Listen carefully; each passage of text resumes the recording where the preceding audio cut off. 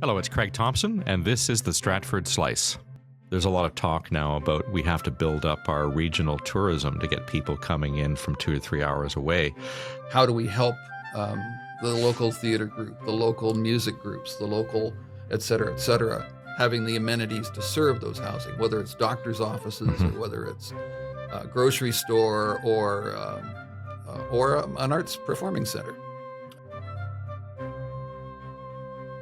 When you spell Stratford backwards, the last four letters are A-R-T-S. If you take the last five letters, it's T-A-R-T-S. Tarts versus arts. I'm not sure when the city fathers came up with the name of Stratford, they were thinking about that. But arts and tarts, we have some pretty good bakeries. But when it comes to arts, the gentleman sitting across from me knows a lot about it. Ron Dodson, welcome to the Stratford Slice. What do you know more about, arts or tarts? I'd like to think arts, but butter tarts are very Canadian, and I'm partial to butter tarts as well. Good. Well, your arts background goes way back, and I know you get upset with me sometimes when I date you, but when I was in the latter years of my high school career, you were in the early years of your teaching career, teaching drama at the high school. That's correct, yes. I arrived in Stratford in 1976, and I think you were almost out of high school by that time. Yes, I was gone a few years later. Why did you decide to become a drama teacher? Wow, that's an interesting story because when I was in grade 13, we had grade 13 that long ago, I had an English teacher named Fraser Boa. And Fraser, this was at London South Secondary School in London. And Fraser was a drama teacher outside of the school system and a drama director at what was then called London Little Theatre.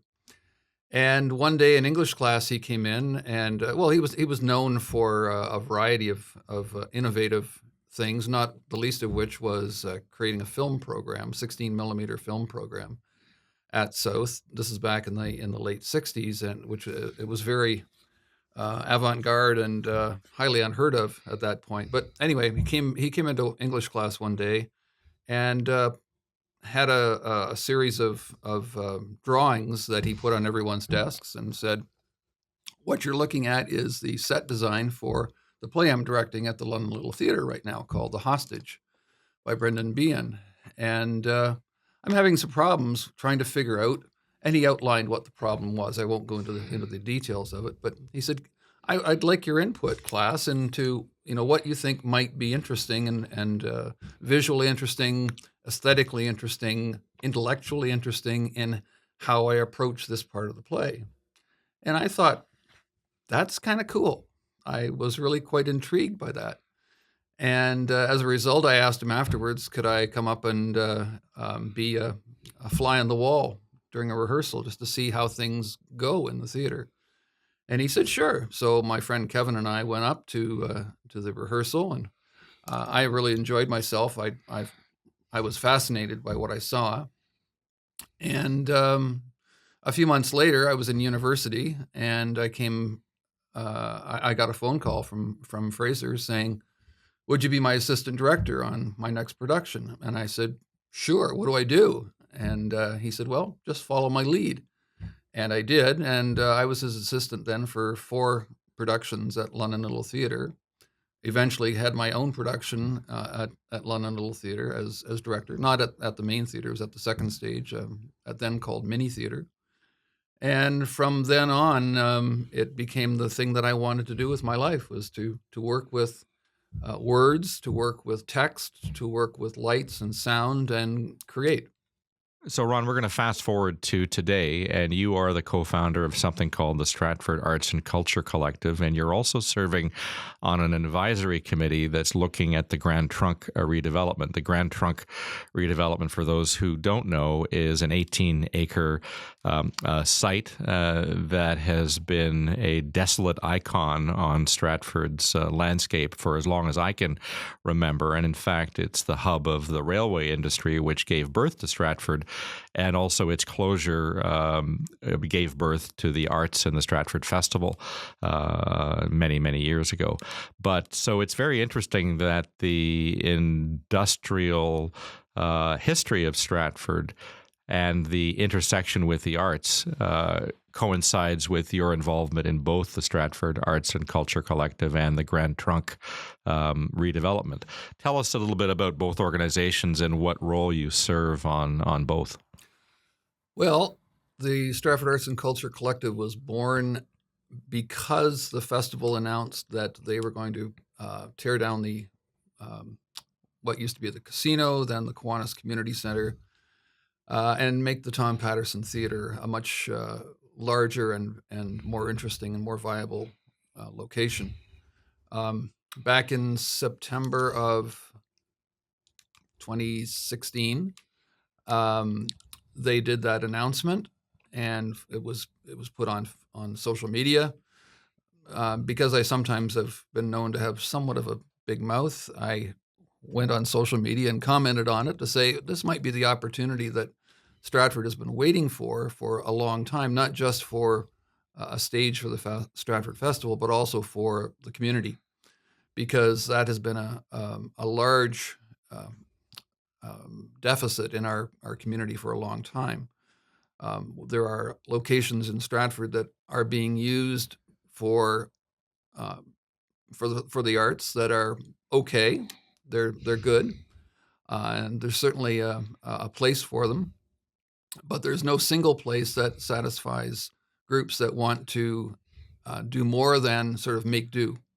That they want to challenge themselves and find a way to express themselves and to entertain the community. So that comment led to a phone call from a senior staff member at the festival the following morning, who said to me, I think we should get together and talk about this. And so I was a little taken aback by that, because I didn't realize that comment would have any effect whatsoever. And I thought, well, maybe I'm in trouble. Maybe there is a problem here that I hadn't anticipated. And in fact, the opposite was the real answer there, because this person, whom I won't name, said, no, what we're interested in is how can we cooperate? How can we make this work? How can we make this new building, this new Tom Patterson Theatre, work for the whole community? Come on in, we'll have a chat, she said, and we'll put together a group of people to have that conversation. Would you bring people with you? And I said, all right, that's fine. I immediately got to work on that and asked some other people, notably among them Chris LeBerg, who was artistic director at Perth County Players, if she and they would come with me to this meeting, and everyone agreed. Long story short, it happened on the 1st of November, 2016. And we sat down at the festival, and they revealed the plans for the new Tom Patterson, which were stunning. And all of us were taken aback by not just how beautiful the plans were, but more importantly, how useful they were and how interesting they were and how artistically pleasing they would be. And we talked about them, but by the end of the meeting, it became apparent that the configuration of the stage and the audience that the festival was planning would not work for community-oriented organizations. So we all got up to leave.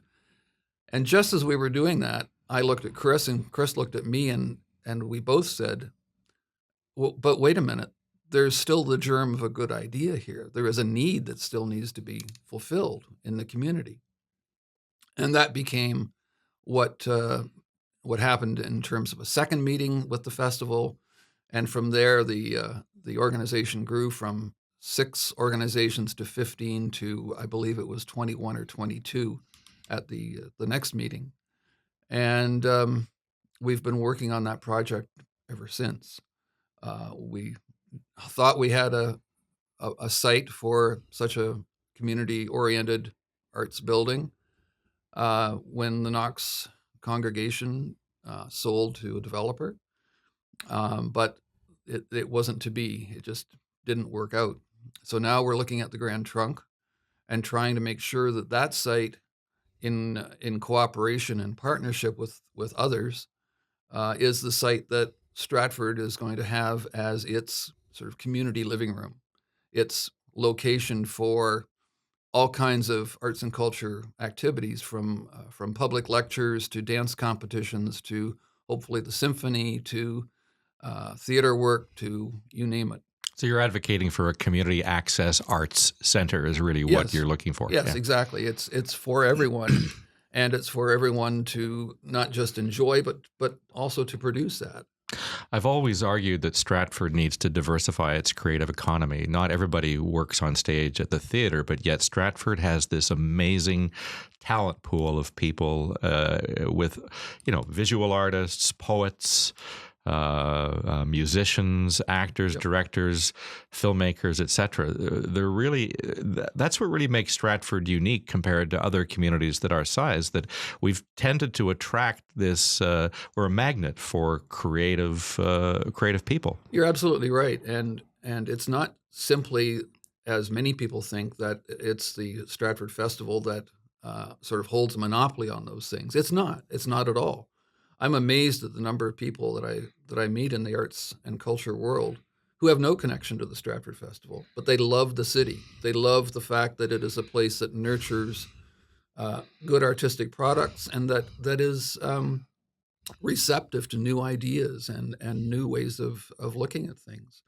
It's a wonderful place to be, and I don't think there's any other place, certainly not in southwestern Ontario, but perhaps regionally and provincially, perhaps nationally, that has this kind of atmosphere and this kind of soil in which to germinate really interesting products. As we're seeing from the current political situation, and we're in the middle of a federal election right now, the waves of the ocean are quite high at the moment, and the Grand Trunk site has been buffeted by a lot of those things. There was the expropriation, there was the lawsuit, there was the initial offer of money, then the economy turned the other way, and now we're standing up for Canada and our cultural, creative, and our cultural, economic, and political sovereignty. Where do you think the mood is right now in supporting something for the redevelopment of the Grand Trunk site that includes the arts? I think that theoretically, the mood is quite positive. I think most people in Stratford feel that there is something to be gained here, something that goes well beyond sort of the economic advantages of putting a development on that site.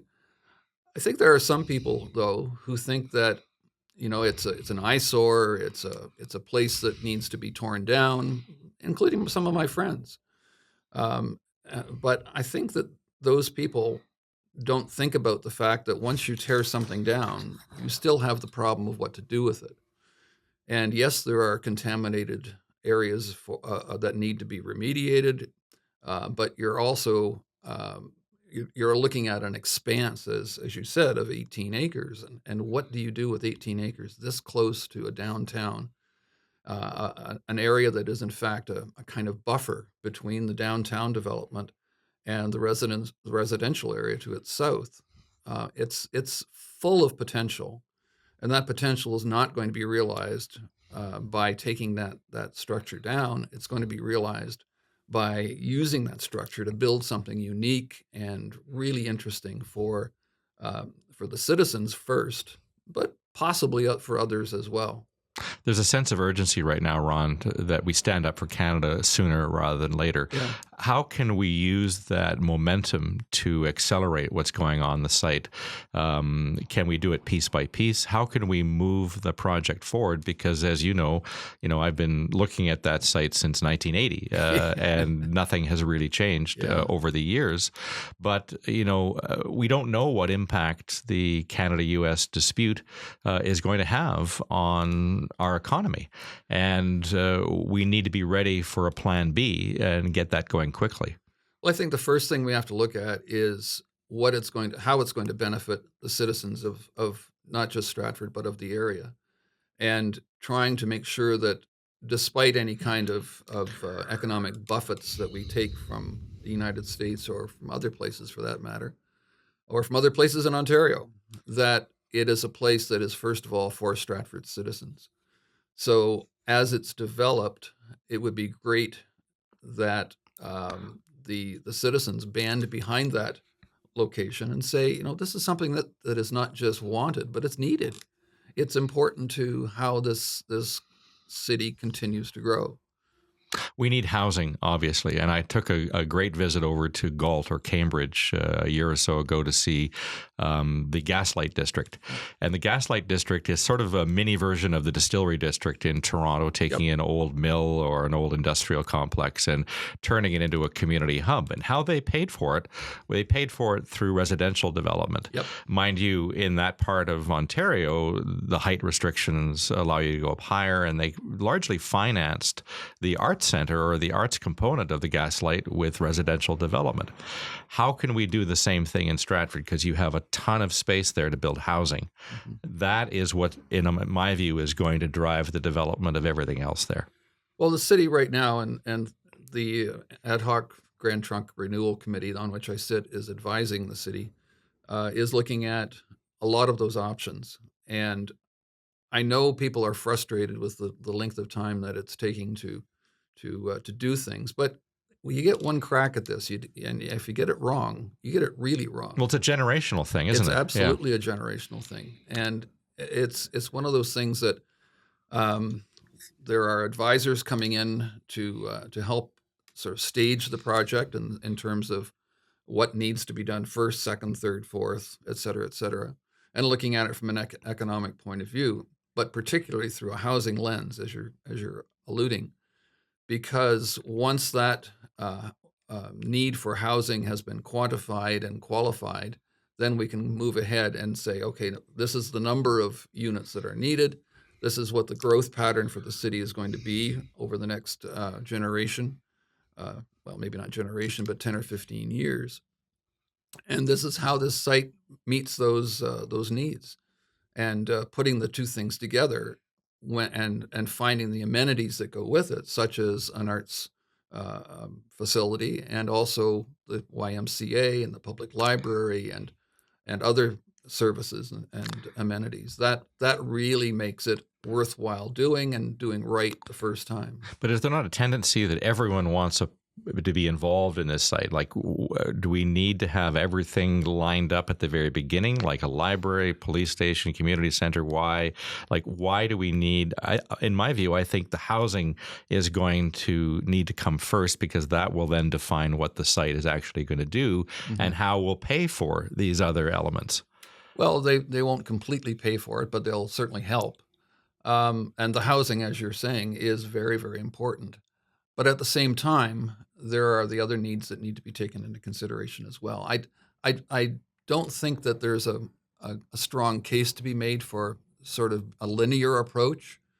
I do think there is a case to be made for a lead and then other things that support that lead.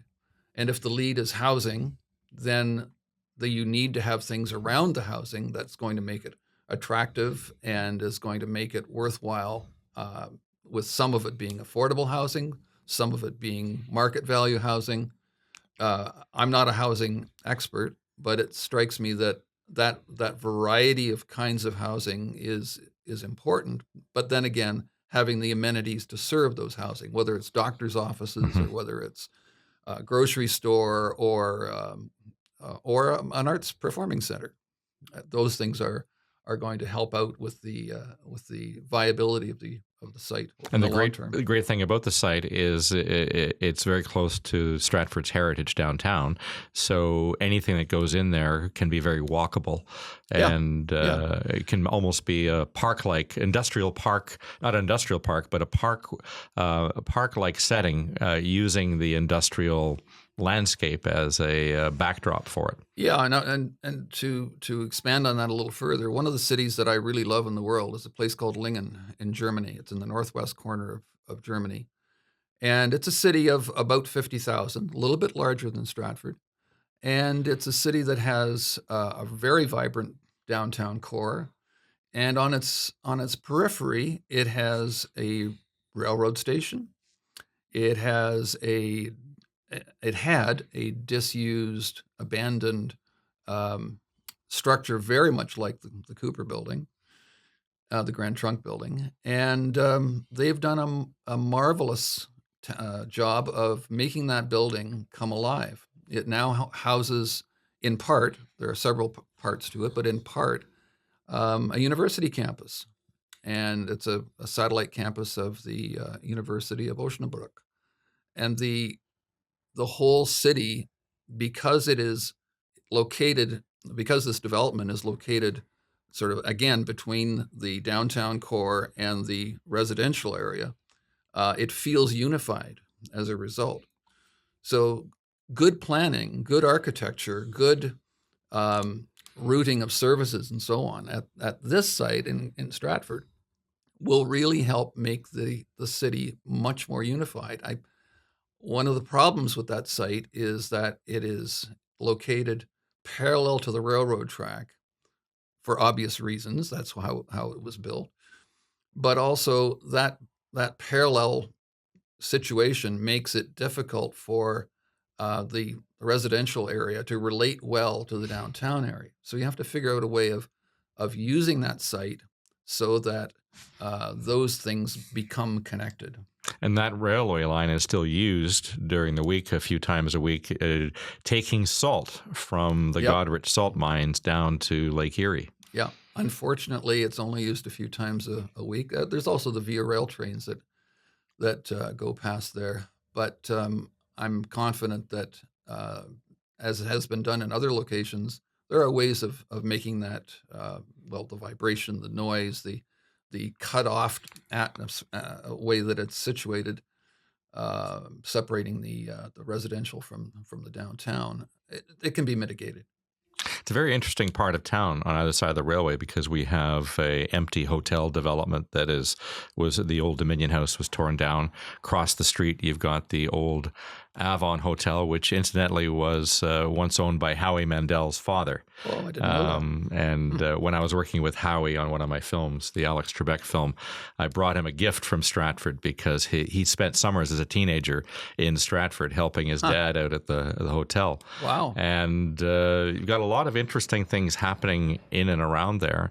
And right across the street from where the YMCA is, we have this vision to build our own very small, but small film and television production center, which I think my idea is to try to position ourselves for any future development that takes place across the street at the Grand Trunk site, because I do feel that with the changes that are happening overall in the arts and live entertainment and media sectors, we need to be flexible in what we can do in Stratford, and film and television is a perfect example, given the talented labor pool that we have here in Stratford. Absolutely. That kind of synergy among media and among various arts organizations and structures is really important, because without the synergy, you just end up with isolated, interesting things. I think it's much better if we have a web, a network of organizations and institutions that work together. I think it's important that people remember that the Grand Trunk site is not going to be developed all at once, that it's a phased process, phased project. And it may be 10 or 15 or even longer, even more years to be fully developed. And the priorities will change. Housing that is a huge priority right now may not be a priority. Hopefully it's not a priority in 5, 10, 15 years. And other things may be a priority. But a few things will continue to be important to the city. Those things, including the use of the library, which they want to go into that site, and the use of the Stratford YMCA, the YMCA of Three Rivers, which needs a new building desperately and needs a new pool in particular desperately. And the Grand Trunk Committee is very supportive of both of those. How we want to work with those two organizations is to have the Arts and Culture Center, the Performing Arts Center, to be a part of that complex where in the morning the center can be used for the wise purposes. Maybe it's a yoga class or something like that on the stage. And in the afternoon, it's used by the public library for literacy programs or for newcomer orientation, something like along that line. In the evening, it's used for rehearsals and performances and things like that. We want to make things as cost effective as possible, but also as interesting and efficient as possible. Is your vision for a theater with seating or a black box space? What is the vision for what this facility is might look like? Well, the what it might look like is a little bit up in the air because we don't want to presume anything at this point. But what we're thinking that would be most efficient would be to have something with retractable seating, so that there is a space that would be used by other groups when we're not using it, when it's not being used for arts performances and so on. A decent sized stage that would be attractive and appropriate for larger groups, but can be shut down for smaller groups as well. Really, I hate using the term state of the art because that's a bit of a stereotypical term, but high quality technical facilities, lighting, sound, um, the ability to live stream when needed and appropriate.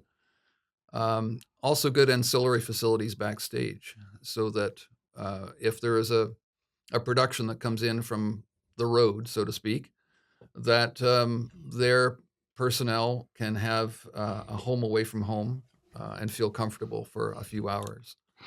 There are a lot of arts groups in Stratford, both groups and individuals. Um, how can the Stratford Arts and Culture Collective um, connect? Is there a membership? How can people get involved, and how can we meet more regularly to sort of plan what this artistic vision of the future is? Good question. We've just finished putting together a feasibility study. It hasn't been published yet. We have seen the results. It's very positive. And the arts and culture community will be getting a copy of that over the next several weeks. We're also going to have our annual meeting of arts and culture groups in June. I think it's June the 4th, if I'm not mistaken. And those invitations will be coming out. Also, if any individuals want more information, they can simply email info@stratfordacc.com, and we'll be happy to get back to them. Now, it's largely a voluntary organization, but you have had some success in some fundraising events, and those events have helped with what? Where is the money going? Well, first of all, we're a totally volunteer organization. We have no paid staff whatsoever. And the fundraising goes entirely 100% to I'm going to make a little caveat here in a moment. It goes to the fund for putting together, for creating this site. The caveat that I mentioned is that we have two fundraisers every year, or have had for the last several years. And the Christmas fundraiser, we make a donation to another charity in town which is in need of help. So we're trying to be as community oriented as we can, but all of that money goes to the facility that we're trying to build. It becomes seed money for grants, and it becomes seed money for donations, but most importantly, it is money for capital, right, to build the place. What I would like to see, and maybe Stratford is too small for this, but a lot of municipalities have a local arts council, London, Kingston, various other cities, Kitchener-Waterloo, and that arts council offers grants, subsidies to help artists create. Is there a pathway that includes that? Because I think Stratford is not like Woodstock or Brantford. We have a similar population, but we have this high concentration of artists who need support. Is that a way to help demonstrate the power of the arts in Stratford, if we can create a tranche of funding that sets up a local arts council? I know the city has also gone through a municipal cultural plan, so maybe there is matching funding. I'm not sure. Is that part of the possible vision for your organization? There has been talk over the years about an arts council, and there was a beginnings of one a few years ago. I'm not sure where that stands, to be honest. Um, we're not in the Arts Council business, Hmm. so to speak. In terms of the city, we're desperate to help make the municipal cultural plan a reality and help implement it. And every time we talk to the city, we talk about that and we work on that. Um, we're very pleased that the city is interested in now working with us.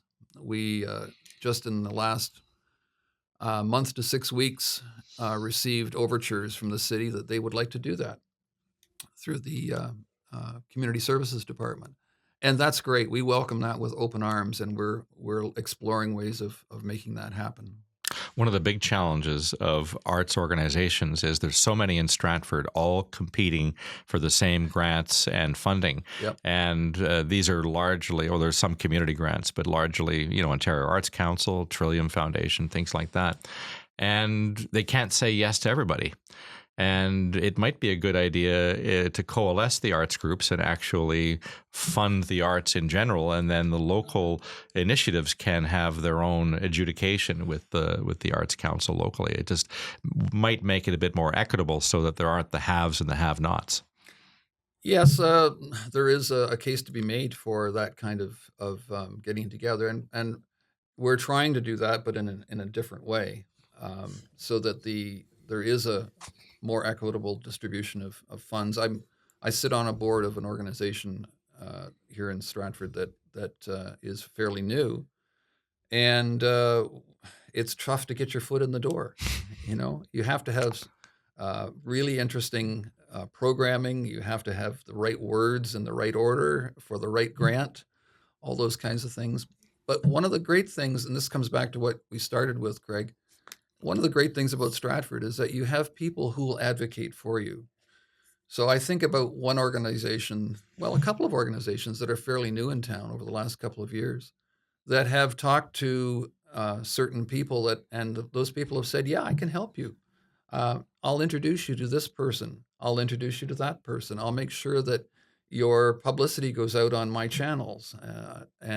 So there's a great deal of cooperation, but there's also a great deal of siloing as well. So it makes it difficult for that initial reaching out sometimes from one organization to another, and that's one of the things that the collective can help with, particularly through the networking that happens at the annual meeting. To say, we're doing this, I hear you're doing that, maybe we should talk. Have you thought about doing things in this order so that what we're doing fits in, or what you're doing uh, is complementary to another group as Right. well, so we can get a broader coalition of artists and cultural groups working together.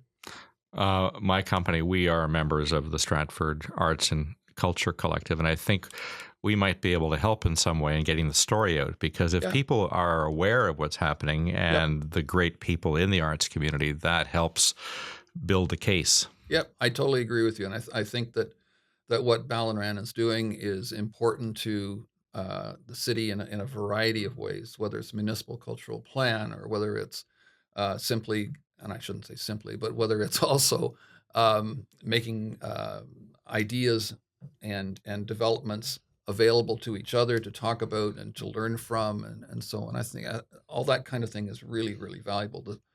We're going to be stronger together. And I don't just mean Ballonran and Stratford Arts and Culture Collective, but all the groups together. But it takes time to batter down some of those silos and make sure that what everybody's doing is that people are aware of it, but they're also interested in helping and supporting, because that what goes around comes around. Right. And our audience isn't just Stratford. The thing about Stratford, we have this brand that far exceeds our geographic definition. Stratford's a well-known brand across Canada and beyond. And I think the audience, there's a lot of talk now about we have to build up our regional tourism to get people coming in from 2 or 3 hours away. There's a lot of talk. So we need to be able to tell that story, not just to our own geographic community, but tell the Stratford story on a wider basis. Yeah, and thinking about some of those opportunities that maybe an idea that I've floated a number of times is the idea of that Stratford hosts a Banff Centre East kind of residency program, and it has education involved with it, and a whole bunch of other things. But and that's really important from a tourism point of view, and it serves the community really well. But that has to be coupled with what we do from the local point of view. How do we help the local theater group, the local music groups, the local et cetera, to make sure that their product is not seen as being inferior, but is in fact as interesting and as artistically valid as what a Banff Centre East might bring. Well, maybe like we see in the election where we're talking about Canada Proud, we can do a campaign Stratford Proud. That would be an interesting idea. Well, Ron, thanks so much for all you're doing for the community, and thanks for coming in. And please keep everyone posted as to what's happening with the Stratford Arts and Culture Collective. I'd be happy to share any news about your meetings or anything that you're doing. But I think it's collaboration is the key. You mentioned that we're all fragmented and siloed here. Let's bring some collaboration into the room, and because if you work together, we can get a lot of things done more quickly. We may be silos, but we're high quality silos. Thanks for your interest, Craig. Thanks, Ron.